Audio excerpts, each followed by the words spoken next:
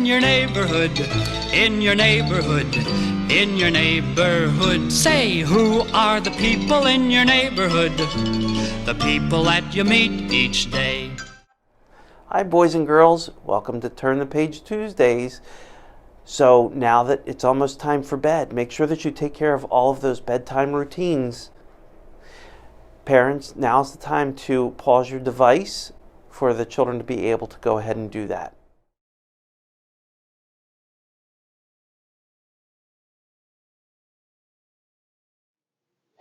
Hi boys and girls, so today I'm at the Historical Center of the Oxford Area Historical Association. There it is. Yeah. And I'm here with Mrs. Warren. Mrs. Warren, can you tell me what your role is with the Historical Association? Sure. I am a volunteer here at the Historical Association. I'm also on the board, but as a volunteer here, I come every Tuesday and Wednesday morning when we're open, and I mostly work with the archives, and that is the all the artifacts that we have, whether it's paper or an actual photograph or a wagon wheel.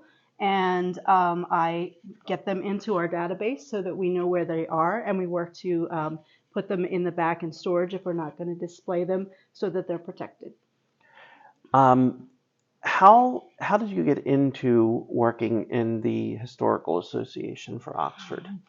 I have always loved history since I was a little girl. I grew up in a place where my family was there for many, many years and knew all the history about where I lived. And so when I moved to Oxford, I wanted to learn about the history of Oxford. And so this seemed like a really good place to come and learn about it. How long has the Historical Association been around? We have been a historical association for 25 years. We're coming up on our 25th anniversary as a historical association here in Oxford. So boys and girls, if you remember around the 100th day of school, we came here and visited for a field trip to learn all about the schools in Oxford. But this has so much more than history than just the schools. Can you talk a little bit about what really cool things we might find around? Sure. Right now we have a history display up that talks about what businesses were in Oxford from the very beginning all the way through. And we have pictures where we can have pictures of what those buildings in the past might have looked like. We are working on a project for some sixth graders that are going to come visit us in a couple of weeks. And they wanted to know about the circus that we used to have here in Oxford. There used to be a circus that would come here in the winter and bring their animals and all their acts, and they would stay here all winter. And when they set out to do their new circus each spring, they would perform their first show here in Oxford. And so we have a display up of some of the pictures and some of the posters that came from that circus. We have all kinds of histories about the school and other businesses, not just inside Oxford, but things that happened all around the whole school district. So how did you learn about the circus? Well, we had some posters. I don't know where they originally came from because they were here when I started. But we also have this wonderful collection of articles that this man, his name was Mr. Peters, and he would write down what was in the newspaper from a long time ago. And a lot of these are wonderful anecdotal stories, little stories about not just facts and dates, but about funny things that happened. And so we have all those articles, and we can go through them. And a lot of those were written at the time of the circus. So we have information about that. And we also, Mr. Wheeler, who owned the circus, lived here in Oxford until 1957. So we have some more recent information about that. But there's a street in town, Wheeler Boulevard, which is down near Walmart, which is named for Mr. Wheeler, who had the circus. And that's where the circus used to be. Wow. Way back when. So by trade, you're a librarian, right? I am. Okay. Yeah. Did your knowledge about being a librarian help you in this? Actually, it did. So I said I work in the archives, and a lot of people who go and get a librarian degree work in archives, and that's one of the aspects of being a librarian. So that helped me in the cataloging and the looking at the documents and deciding what the subject is of that document, what it is, and I would put it into the database. And it's just like a database that you might use in your library, either in the public library or in your school, where you would find a book if you were looking for a book on a specific topic. So that has helped me greatly in doing that.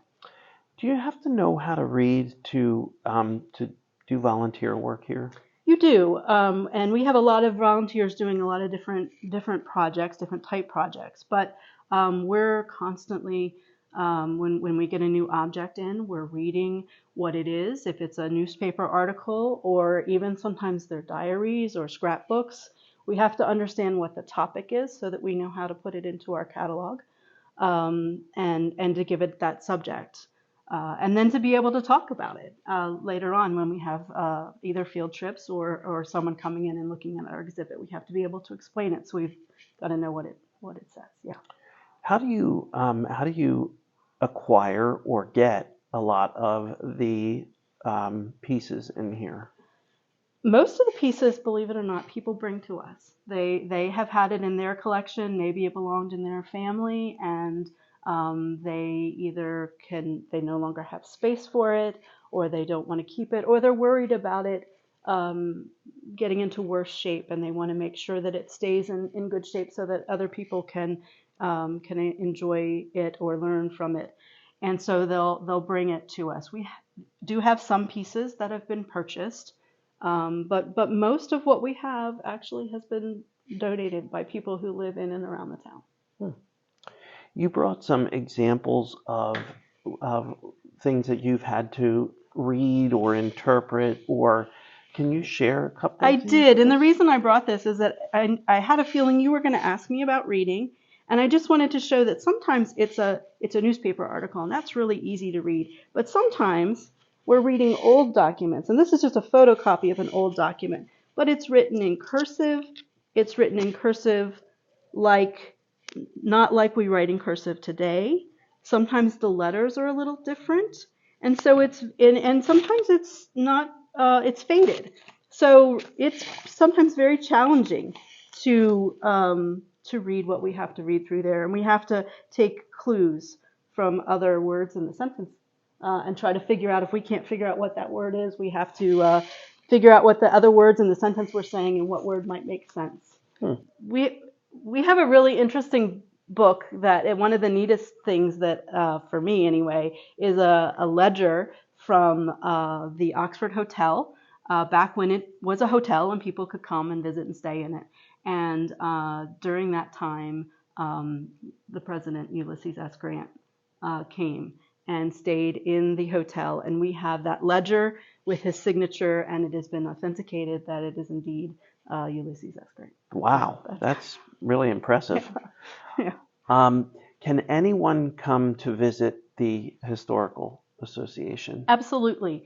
We are open Tuesday and Wednesday mornings from 9 in the morning until noon. And then on the first Sunday of every month, we are open from noon, from 12 o'clock until 3 in the afternoon. So boys and girls, I encourage you to come over. We already came over for the 100th day, around the 100th day, but you can always come back with your parents to take a look at some of other exciting things that are happening here at the Oxford Area Historical Association.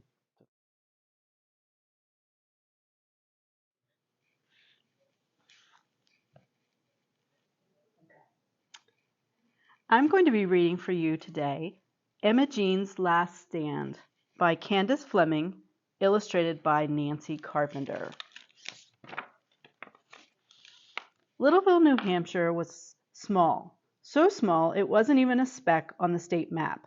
Still, Littleville was home to a village green, a general store, a three-legged cat, and a little girl named Emma Jean Tripp. Emma Jean loved history. When she was a baby, her first words were 77 years ago. As a preschooler, she finger-painted an accurate map of the Oregon Trail, and as a kindergartner, she used her show-and-tell time to give a series of lectures on important women in history. Now, Imogene's attention was on the Littleville Historical Society. The society, a centuries-old house stuffed with dusty antiques, sat at the end of Main Street, unloved and unwanted, until Imogene pushed open its creaky front door. "Wow!" she exclaimed. "What a mess!" added her father. Imogene shook her head. "This isn't a mess, Daddy," she declared. "This is history, and in the immortal words of Dr. Martin Luther King, Jr., we are made by history." Then she got busy, sweeping away cobwebs, filing old letters, pasting yellowed photographs into albums, identifying fossils, organizing arrowheads, and even refinishing a 4-poster bed. And when she was done, Imogene waited, and waited, and waited to give the people a tour. But in the immortal words of Davy Crockett, she sighed, "Ain't nobody comin'." Finally, one morning, a workman arrived. He pounded a sign into the society's front yard. "Notice, this house to be torn down Saturday. A shoelace factory can be built, so a shoelace factory can be built in its place. By order of Mayor I.M. Butts."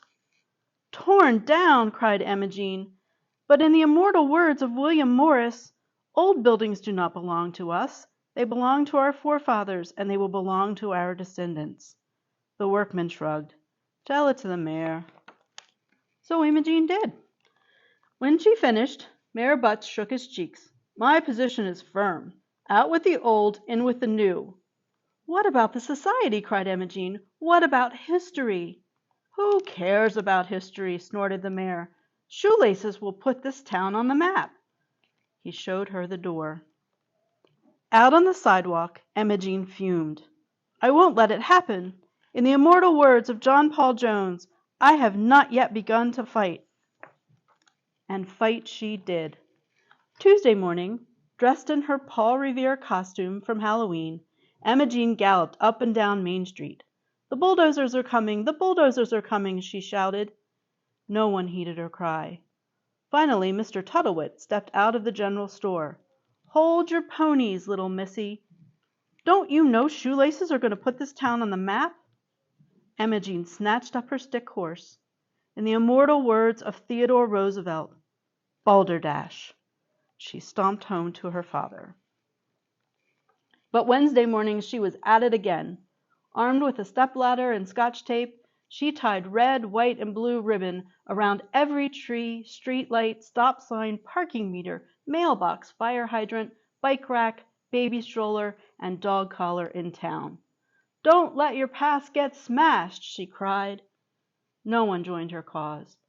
Finally, Officer Ditzwilliam said, "Those bows are real pretty, honey, but shoelaces will put this town on the map." Imogene frowned. She trudged home to her father. But Thursday morning she was back. Up before dawn, she scribbled until her fingers cramped. Then, as the sun rose in the sky, a biplane dipped low over Littleville and dropped hundreds of handmade flyers. "Rally on the village green and save your history," each one read. No one rallied. Finally, little Abner Pitt pedaled over on his tricycle. "Don't you understand, Emmy? Shoelaces are going to put this town on the map." It was the last straw. In the immortal words of Chief Joseph, she sobbed, "My heart is sick and sad." She ran home to her father. All too soon, it was Friday. Imogene wandered through her beloved society. "Goodbye, photographs," she sniffled. "Goodbye, fossils and 4-poster bed. Goodbye, old letters." A yellow parchment caught her eye. Imogene read it once. She read it twice. She read it out loud. October 16th, 1789. Dear Sir, thank you again for the hospitality you showed me last Tuesday. The oxtail soup was delicious, and the 4-poster bed was soft as angel clouds. Indeed, I have not slept so well since leaving Mount Vernon. Your humble and obedient servant, G. Washington. Imogene gasped. George Washington! Had he really slept here? Quickly, she wrote a message explaining everything to the renowned Littleville historian, Professor Cornelia Passmatters. Please hurry, Imogene begged. Then she sent click and began to pace. Time. If only she had more time. But how could she get some? Inspiration struck, and Imogene sprang into action. When Saturday and the bulldozers arrived, Imogene Tripp stood ready. In the immortal words of the Vietnam War protesters, she shouted, "Heck no, I won't go." The bulldozers growled to a stop, watching, waiting. Her father came on the run. "Imogene, get out of the way!" But Imogene squared her shoulders. "Daddy," she declared, "in the immortal words of Abraham Lincoln, a great oak is only a little nut that held its ground. I'm holding my ground." Just then Mayor Butts huffed up the porch steps. "Unlock yourself this instant." "Heck no, I won't go," Imogene cried.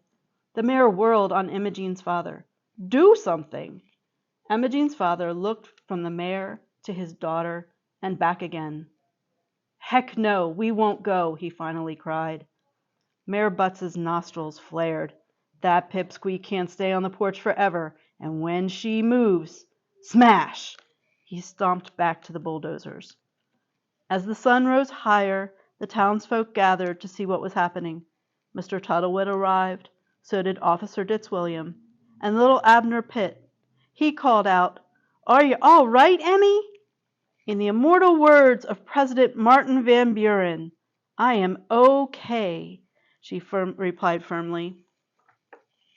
By mid-afternoon, TV reporters had arrived. They rushed to interview the little girl who refused to leave the porch. "In the immortal words of Eleanor Roosevelt, you must do something you think you cannot do," Imogene told them. Suddenly, a limousine appeared.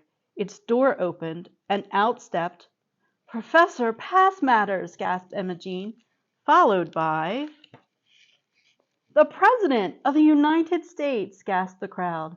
The President headed for the cameras. "I'm here to declare this house a national landmark."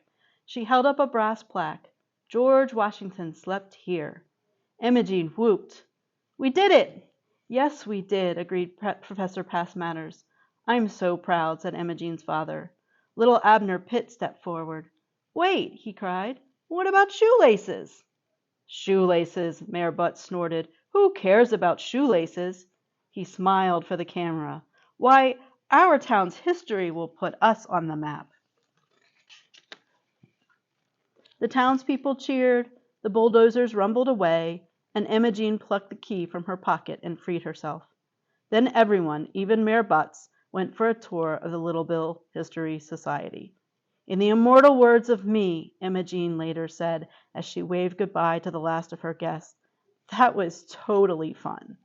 "It sure was," laughed her father. "It sure was." I hope you enjoyed that book by our special guest. Now it's time for bed. Good night, everyone. We'll see you in the morning.